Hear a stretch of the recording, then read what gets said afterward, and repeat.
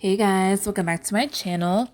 So I decided to do this video exploring where our African ancestry comes from because we obviously know all of the different Europeans that conquered, colonized, and settled our regions of the world. And not just that, but we actually learned their histories in school as well, dating back to the medieval period, the Dark Ages, the Renaissance, all these things. So we basically have a general understanding of that side of our heritage. However, when it comes to the African side of our heritage, our understanding is extremely basic, and a lot of times we have no real knowledge who we descend from. All we know is that we are mainly descendants of West Africans, and that's as far as it goes. And we're definitely not taught any of the history of these regions either.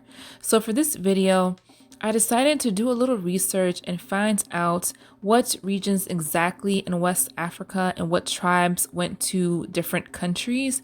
And I also did a little digging into the actual kingdoms and empires that existed in West Africa. Now, I just want to make it very clear that I am in no way an expert on this information or on these regions or kingdoms of West Africa. And I am sure there are some of you that probably have a much greater understanding of all this. And if you do, please feel free to further enlighten us in the comment section below. So this video will basically be divided into two parts. In the first part, I will be going over the specific regions that went to certain countries, giving a few little key points about these countries.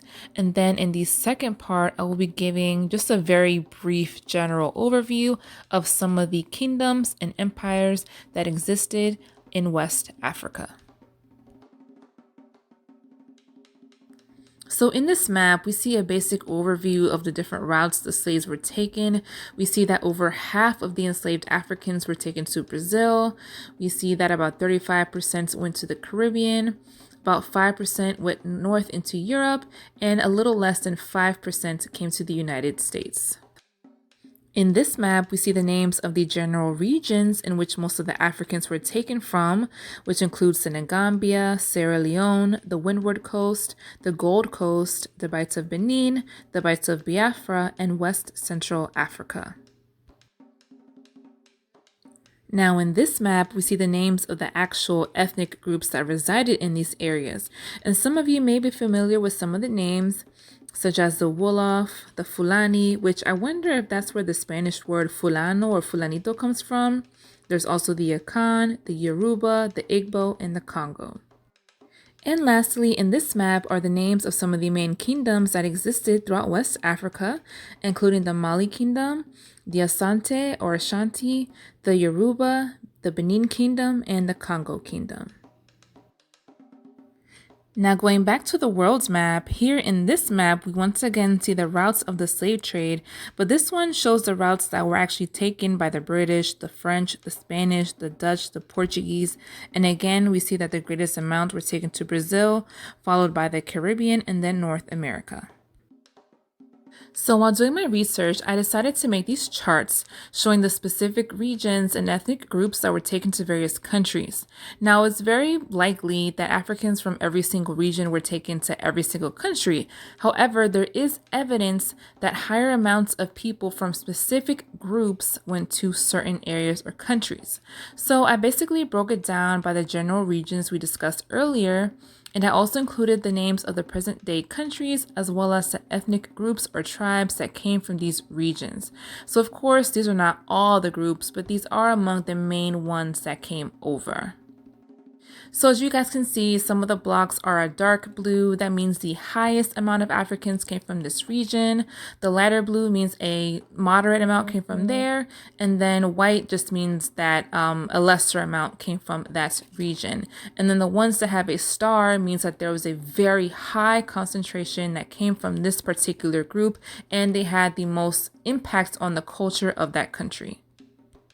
So starting off with the United States and Central America, I didn't break down Central America by country just because they received the least amount of enslaved Africans when it comes to Latin America. But beginning with the US, based on what I found online, it appears that the highest concentration of slaves were taken from the Senegambia, Windward Coast, and Kongo regions, with the highest concentration were taken from Senegambia and the Windward Coast. So that's like the northernmost parts of the slave coast. And then when it comes to Central America, Senegambia and the Windward Coast were also the highest regions, as well as the Gold Coast. And also in the U.S., there was a lot that came from the Gold Coast as well as the Bights of Benin. So taking a closer look at the United States, I did find this chart which broke down the South by different regions. So looking at Maryland and Virginia, it appears that the highest amounts of slaves were taken from the Bights of Biafra, which is concentrated around Nigeria, with the next highest amount coming from Kongo and Angola. When it comes to the Carolinas and Georgia, almost half were taken from Kongo and Angola, with the next highest amounts coming from Senegambia, which includes Senegal, Gambia, Guinea, and then when you're looking at Louisiana, the bottom of Mississippi and Alabama there, 35% were taken from Kongo and Angola, with the next two highest regions, both totaling 20%, being the Bights of Biafra and Senegambia. And then from those three regions, slaves were taken into the Midwest. So when it comes to the U.S., West African culture had the most pronounced influence on the culture of enslaved African Americans in certain areas, namely the Gulf Coast, New Orleans, the Gullah Coast, and the islands off the coast of Georgia and South Carolina, where slaves had less interaction with white Americans, and so the desire to assimilate into white culture was minimal. Now, one group I wanted to specifically focus on are the Gullah Geechee, who are concentrated on the South Carolina to Georgia seaboard.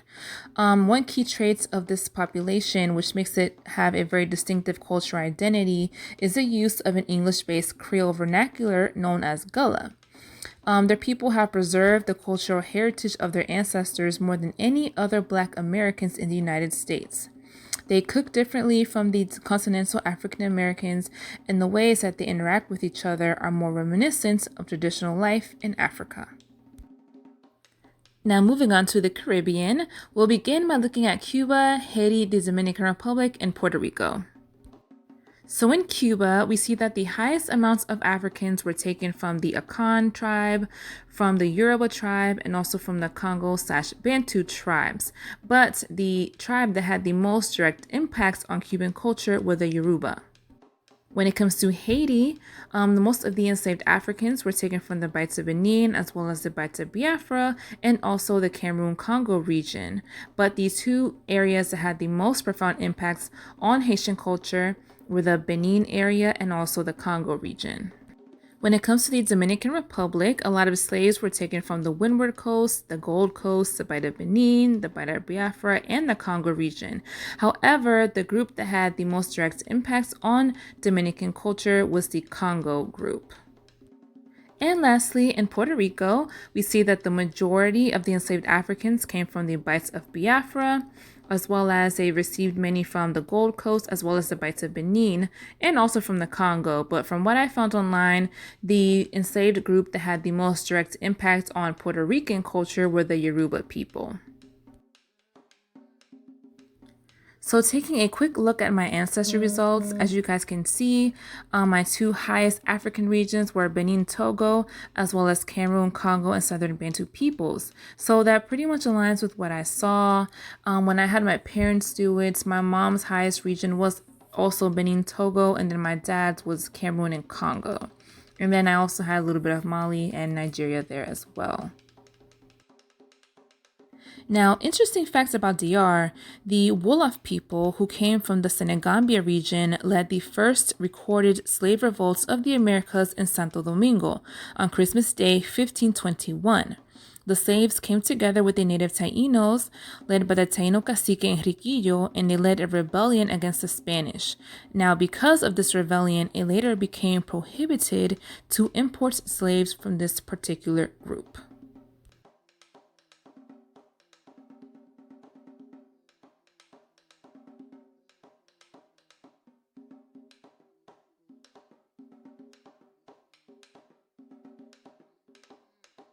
Now, I just wanted to state a few more additional interesting facts.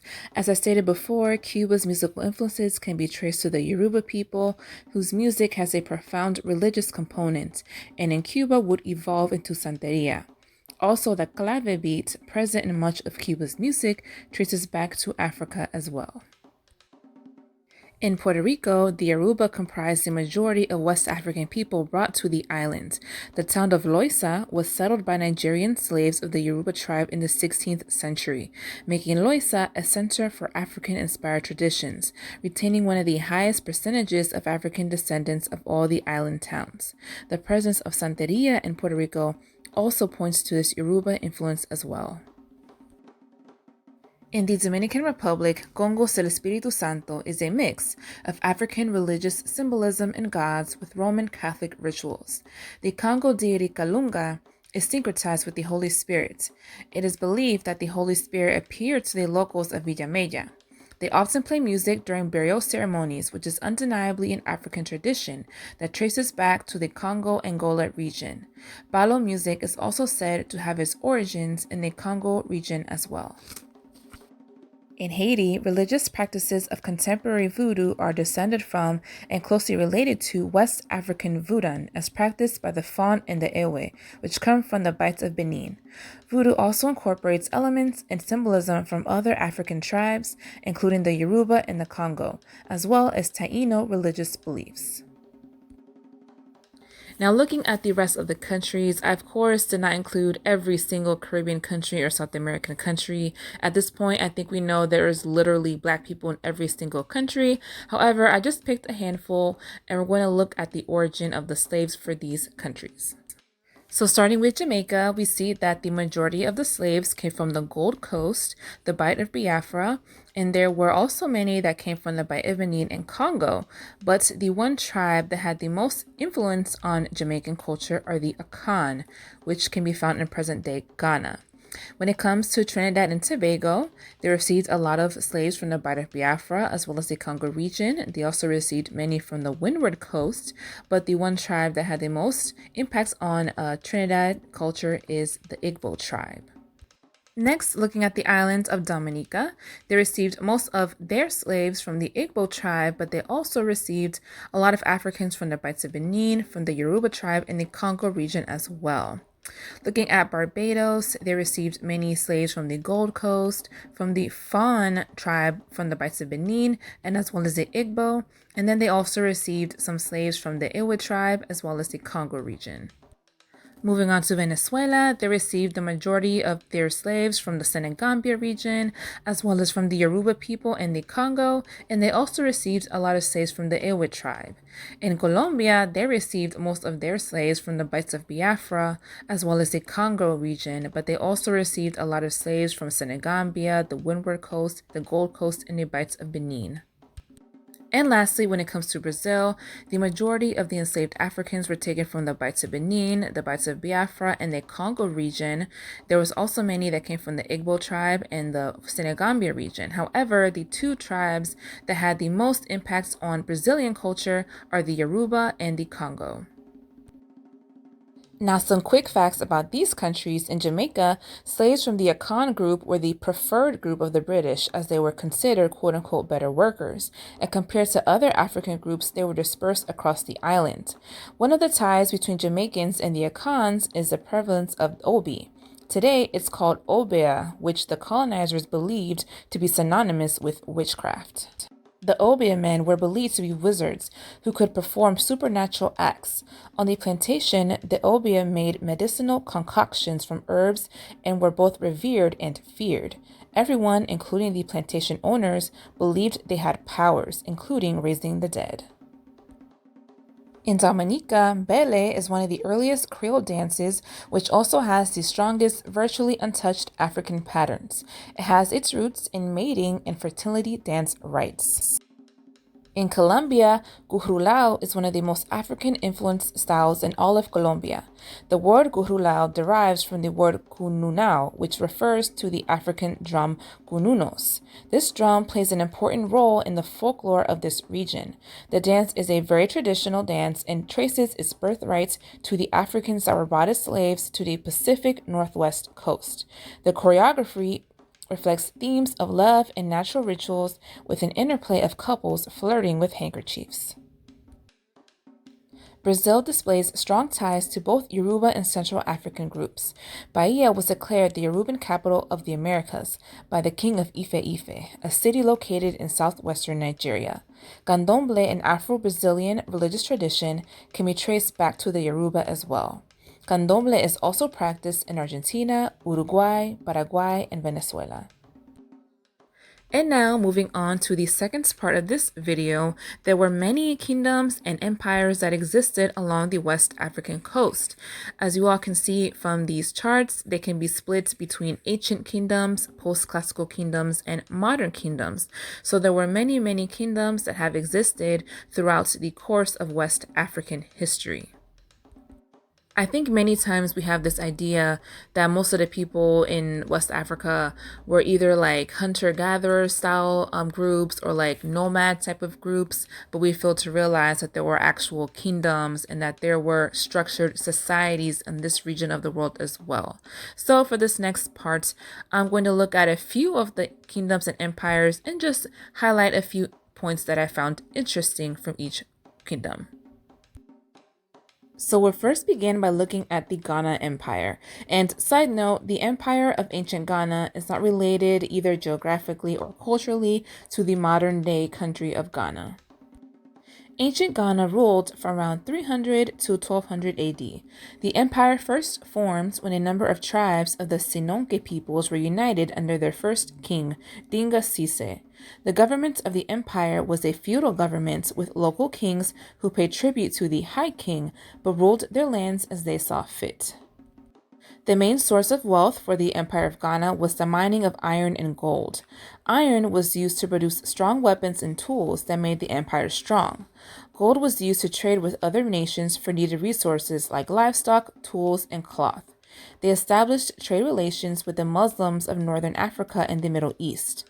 Long caravans of camels were used to transport goods across the Sahara Desert. Ironsmiths were much revered in the Ghana society. They were considered powerful magicians because they worked with fire in the earth to create iron. Around the year 1050, the Empire of Ghana began to come under pressure from the Muslims to the north to convert to Islam. The kings of Ghana refused and soon came under constant attacks from northern Africa. At the same time, a group of people called the Susu broke free of Ghana. Over the next few hundred years, Ghana weakened until it eventually became part of the Mali Empire. Next, we'll look at the Benin Empire. The Kingdom of Benin began in the 900s when the Odo people settled in the rainforests of West Africa. By the 1400s, they had created a wealthy kingdom with a powerful ruler known as the Oba. The Obas lived in beautiful palaces decorated with shining brass. Gradually, the Obas won more land and built up an empire. They also started trading with merchants from Europe. The Benin people are the best bronze casers in the world. This is believed to be one of the greatest defining characteristics of the historic Kingdom of Benin. Established in the 14th century by Oba Aguola, the tradition of the casing profession remains a very preserved tradition only practiced by the Igun clan of casers by the official approval of the Oba. The 1974 edition of the Guinness Book of Records described the walls of Benin City and its surrounding kingdom as the world's greatest earthworks carried out prior to the mechanical era. Next, we will take a look at the Mali Empire. The Empire of Mali was established around 1235 AD. It began to lose power in the 1400s and fully collapsed in 1600. It covered regions of the modern-day African countries of Mali, Niger, Senegal, Mauritania, Guinea, and the Gambia. The government of the Mali Empire was led by an emperor who was called the Mansa. The empire was then divided up into provinces that were each led by a governor called a Furba. The religion of Islam played an important role in the government, and many of the government administrators were Muslim scribes. People were divided into castes. One of the most respected castes were the farmers. Farmers were highly regarded because they provided food. Just below the farmers were the artisans. Other groups included fishermen, scribes, civil servants, soldiers, and slaves. As previously stated, the religion of Islam was an important part of the Mali Empire. However, even though the kings or mansas had converted to Islam, they did not force their subjects to convert. Many people practiced a version of Islam that combined Islamic beliefs with the local traditions. Perhaps the most famous of the Mali emperors was Mansa Musa. Mansa Musa became famous because of his lavish trip to Mecca in Saudi Arabia. Some historians estimate that Mansa Musa may have been the wealthiest person in history. The great wealth of Mali came from gold and salt mines. The Mali Empire also controlled important trade routes across the Sahara Desert to Europe and the Middle East. The city of Timbuktu was considered a center of education and learning and included the famous Sankore University. Next, we'll take a look at the Kingdom of Kongo. The Kingdom of Kongo was a large kingdom in the western parts of Central Africa. The name comes from the fact that the founders of the kingdom were Kikongo-speaking people. The kingdom was centered around the great city of Mbaza, Kongo, located in what is now northern Angola, which was later renamed to São Salvador by the Portuguese. Prospering on the regional trade of copper, ivory, and slaves along the Congo River, the kingdom's wealth was boosted by the arrival of Portuguese traders in the late 15th century, who expanded even further the slave trade in the region. Congo kings were converted to Christianity, but relations with the Europeans deteriorated as each side attempted to dominate the other. Civil wars and defeats to rival neighboring kingdoms finally saw the Congo state collapse in the early 18th century. The Kingdom of Kongo was highly centralized and ruled by a single monarch or Nkani who appointed regional governors throughout his territory. These governors, in turn, appointed local officials and collected tributes such as ivory, palm wine, and leopard and lion skins from local chiefs, which were passed on to the king at Mbaza, Kongo. Kongo kings were distinguished by their symbols of office, which included a headdress, royal stool, a drum, and regalia jewelry made from copper and ivory. The Oyo Empire was established by the Yoruba people in the 15th century and was one of the largest and most powerful West African states. Oyo was ruled by an Alafin or king who shared power with the Oyo Messi, aristocratic leaders from each of Oyo City's 7 wards. From its capital city at Oyo-Ile, they conquered 2 neighboring kingdoms, Borgu and Nupe, to become the most dominant political entity in the region. The capital city engaged extensively in trade and became wealthy, and was also known for its powerful cavalry. The palace of the ruler, or Oba, was the most important building in the city. The large market was the heart of the city, and there was a tall wall made of earth around the city for defense. The Oyo traded with the Portuguese for guns and horses. Their cavalry and guns enabled them to dominate the region between 1700 and 1900. Civil war and divide and conquer strategies of the Europeans eventually brought about the decline of the Oyo. And now we will look at the kingdom of Dahomey, which, side notes, a lot of people became aware of this kingdom following the release of the movie Black Panther because the female warriors in that movie were in fact modeled after the Dahomey Amazons. The Dahomey kingdom flourished in the 18th and 19th centuries in the region that is now southern Benin. The kingdom was a form of absolute monarchy unique to Africa. The king was the unchallenged pinnacle of a rigidly stratified society of royalty, commoners, and slaves. He governed through a centralized bureaucracy staffed by the commoners who could not threaten his authority. Each male official in the field had a female counterpart at court who monitored his activities and advised the king.